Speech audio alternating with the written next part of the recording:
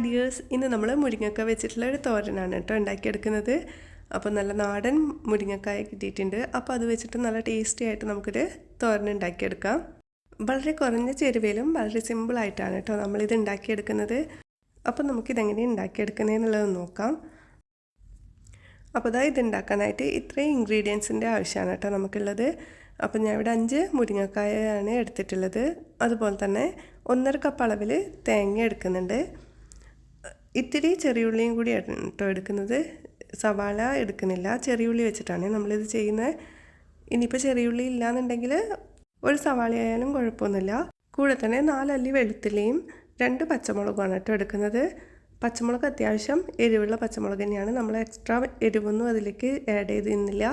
പച്ചമുളകിൻ്റെ എരിവ് തന്നെയാണ് കേട്ടോ എടുക്കുന്നത്.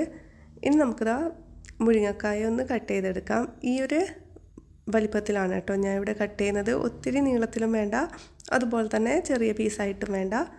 ഈ ഒരു പാകത്തിൽ കട്ട് ചെയ്തെടുത്താൽ മതിയാകുമേ. അപ്പോൾ മുഴുവനായിട്ടും നമുക്ക് ഇതേ രീതിയിലൊന്ന് കട്ട് ചെയ്തെടുക്കാം. ഈ ഒരു തോരൻ ഉണ്ടാക്കുമ്പോൾ നമുക്ക് മൂപ്പ് എത്താത്ത മുരിങ്ങക്കായ വെച്ചിട്ട് ചെയ്തെടുക്കുന്നതാവും നല്ലത്. അതാവുമ്പോൾ നല്ല ടേസ്റ്റിലും നമുക്ക് കിട്ടും. അധികം മൂപ്പുള്ളതാവുമ്പോൾ കുരുവൊക്കെ ഇത്തിരി ഹാർഡായിട്ടുണ്ടാകും. അപ്പോൾ അത് അത്രക്കങ്ങ് ടേസ്റ്റ് ഉണ്ടാവില്ല. ഈ ഒരു ഇളം മുരിങ്ങക്കായ വെച്ചിട്ട് നമുക്ക് തോരനൊക്കെ ഉണ്ടാക്കിയെടുക്കുമ്പോൾ നല്ലൊരു ടേസ്റ്റ് തന്നെയാണ്. അപ്പോൾ നമുക്ക് മൊത്തത്തിൽ ഇതൊന്ന് വൃത്തിയാക്കി എടുക്കാം. ഇപ്പോൾ കഴുകി നല്ല വൃത്തിയാക്കി എടുത്തിട്ടുള്ള കഷ്ണങ്ങളാണ്. ഇനി നമുക്കിത് അത്യാവശ്യം വലിയ പീസൊക്കെ ആണെന്നുണ്ടെങ്കിൽ നടുക്ക് ഭാഗത്തൂടി ഒന്ന് കട്ട് ചെയ്ത് കൊടുത്താൽ മതിയാകുമേ. അപ്പോൾ നമുക്കിനി ഇതൊരു ചട്ടിയിലേക്ക് ഇട്ട് കൊടുക്കാം. മുരിങ്ങക്കായ ആയതുകൊണ്ട് തന്നെ പെട്ടെന്ന് തന്നെ വെന്ത് കിട്ടും. അതുകൊണ്ട് നമ്മൾ ചട്ടിയിലിട്ടിട്ടാണ് കേട്ടോ ഇതൊന്ന് വേവിച്ചെടുക്കുന്നത്. ഇനി ഇതൊന്ന് കറക്റ്റാക്കി വെച്ചതിന് ശേഷം ഇതിലേക്ക് 1/4 ടീസ്പൂൺ അളവിൽ മഞ്ഞൾപ്പൊടിയാണ് കേട്ടോ ചേർത്ത് കൊടുക്കുന്നത്. അതുപോലെ തന്നെ ഇതിലേക്ക് ആവശ്യമായിട്ടുള്ള ഉപ്പ് കൂടി ഒന്ന് ഇട്ട് കൊടുക്കുന്നുണ്ട്. ഇനി ഇതൊന്ന് വെന്ത് കിട്ടാൻ ആവശ്യമായിട്ട് 1.5 കപ്പ് അളവിൽ വെള്ളമാണ് ചേർത്ത് കൊടുക്കുന്നത്.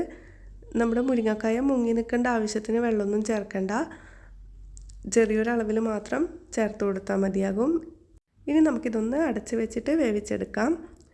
ഇതൊന്ന് വെന്ത് കിട്ടുന്ന ആ ഒരു ടൈമിലേക്ക് നമുക്ക് ഇതിലേക്കുള്ള അരപ്പ് കൂടെ തയ്യാറാക്കി വെക്കാം. അപ്പോൾ അതിന് വേണ്ടിയിട്ട് മിക്സിയുടെ ജാറിലേക്ക് 1.5 കപ്പ് തേങ്ങ ചേർത്ത് കൊടുക്കുന്നുണ്ട്. കൂടെ തന്നെ 1/4 ടീസ്പൂൺ അളവിൽ മഞ്ഞൾപ്പൊടിയും കൂടി ഇട്ടിട്ട് ഒന്ന് അടിച്ചെടുക്കുകയാണ് കേട്ടോ ചെയ്യുന്നത്.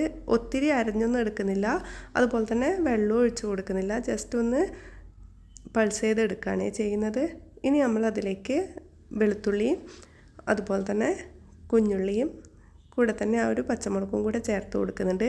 അത്യാവശ്യം നല്ല എരിവുള്ള പച്ചമുളക് ആയതുകൊണ്ടാണ് കേട്ടോ 2 എടുത്തിട്ടുള്ളത്. ഇതേ രീതിയിലൊന്ന് പൾസ് ചെയ്തെടുത്താൽ മാത്രം മതിയാകും. ഇപ്പോൾ നമ്മുടെ മുരിങ്ങക്കായ അത്യാവശ്യം നന്നായിട്ട് വെന്ത് വന്നിട്ടുണ്ട് കേട്ടോ. ഇത്തിരി എരിവ് വേണ്ടുന്നവർക്ക് ഇതൊന്ന് വേവിച്ചെടുക്കുന്ന സമയം നമുക്കിതിലേക്ക് മുളക് പൊടിയും കൂടെ ചേർത്തിട്ട് വേവിച്ചെടുക്കാം. അപ്പോൾ ഇതിപ്പോൾ റെഡി ആയിട്ടുണ്ട്. ഈ ഒരു വെള്ളം വറ്റുന്നത് വരെയൊന്നും നമ്മൾ കാത്തു നിൽക്കുന്നില്ല. ഇനി ഇതിലേക്ക് നമ്മൾ ആ ഒരു അരപ്പ് കൂടി ഒഴിച്ചു കൊടുക്കുകയാണ് കേട്ടോ ചെയ്യുന്നത്. അരപ്പ് ഒഴിച്ചു കൊടുത്തതിന് ശേഷം ഒരു 4-5 മിനിറ്റ് അതിലേക്കൊന്ന് നന്നായിട്ടൊന്ന് ആവി കയറിയിട്ട് അതിൻ്റെ പച്ചമണമൊക്കെ മാറുന്നത് വരെ ഒന്ന് നമുക്ക് അടച്ചു വെച്ചിട്ട് വേവിച്ചെടുക്കാം. ഈ ഒരു സമയം തേങ്ങ മൊത്തത്തിലായിട്ട് മിക്സാക്കി ഇട്ട് കൊടുക്കുന്നില്ല കേട്ടോ. ഇതേ രീതിയിലൊന്ന് ഇട്ട് കൊടുത്തിട്ട് അടച്ചു വെച്ചിട്ടാണ് കേട്ടോ നമ്മളിതൊന്ന് റെഡിയാക്കി എടുക്കുന്നത്. ഒരു 4-5 മിനിറ്റ് അത്ര തന്നെ മതിയാകും കേട്ടോ ഇതൊന്ന് റെഡിയായിട്ട് കിട്ടാൻ വേണ്ടിയിട്ട്. ഇപ്പോൾ നമ്മുടെ തേങ്ങയൊക്കെ നന്നായിട്ട് വെന്ത് കിട്ടിയിട്ടുണ്ട്. അതുപോലെ തന്നെ ആ ഒരു ഉള്ളിയുടെയും പിന്നെ നമ്മൾ ചേർത്ത് കൊടുത്തിട്ടുള്ള ആ ഒരു വെളുത്തുള്ളിയുടെയൊക്കെ ഒരു നല്ല മണം വരുന്നുണ്ട്. ഈ ഒരു സമയത്താണ് കേട്ടോ നമ്മളിതൊന്ന് മൊത്തത്തിൽ മിക്സ് ചെയ്തിട്ട് കൊടുക്കുന്നത്. അപ്പോൾ ഇത്രയേ ഉള്ളൂ, നമ്മുടെ ഈ ഒരു തോരൻ ഇവിടെ റെഡി ആയിട്ടുണ്ട് കേട്ടോ. മുരിങ്ങക്കായുടെ എല്ലാ ഭാഗത്തും ആ തേങ്ങയുടെ മിക്സ് എത്തുന്ന രീതിയിലൊന്ന് മിക്സാക്കി ഇട്ട് കൊടുക്കുക. അപ്പോൾ ഇനി നമുക്ക് ഇതിലേക്കുള്ള വറവൊന്ന് ചെയ്തെടുക്കണം. ഇനി വറവ് ചെയ്യുന്നില്ലെങ്കിലും ഇതിലേക്ക് 1 ടേബിൾ സ്പൂൺ വെളിച്ചെണ്ണയും അതുപോലെ തന്നെ കറിവേപ്പിലയും കൂടി ഇട്ടിട്ട് നമുക്കിത് വാങ്ങി വെക്കാം കേട്ടോ. ഇപ്പോൾ ഞാൻ ഇതിലേക്ക് കടുകാണ് കേട്ടോ വറുത്തിടുന്നത്. അപ്പോൾ അതിന് വേണ്ടിയിട്ട് ഒരു ഇരുമ്പ് ചീനച്ചട്ടി വെക്കുന്നുണ്ട്. അതിലേക്ക് 2 ടേബിൾ സ്പൂൺ അളവിൽ വെളിച്ചെണ്ണയാണ് കേട്ടോ ചേർത്ത് കൊടുക്കുന്നത്. നമ്മൾ വെളിച്ചെണ്ണയിൽ തന്നെ ചെയ്തെടുക്കുമ്പോഴാണ് കേട്ടോ നല്ലൊരു ടേസ്റ്റും.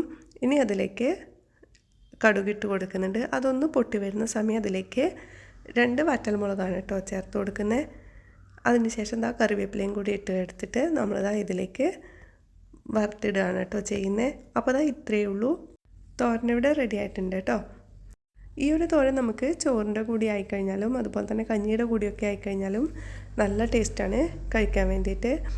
അപ്പോൾ മുരിങ്ങക്കായൊക്കെ കഴിക്കാൻ ഇഷ്ടമുള്ളവർക്ക് തീർച്ചയായിട്ടും ചെയ്ത് നോക്കാൻ പറ്റിയ നല്ലൊരു തോരൻ്റെ റെസിപ്പി തന്നെയാണ് കേട്ടോ ഇത്.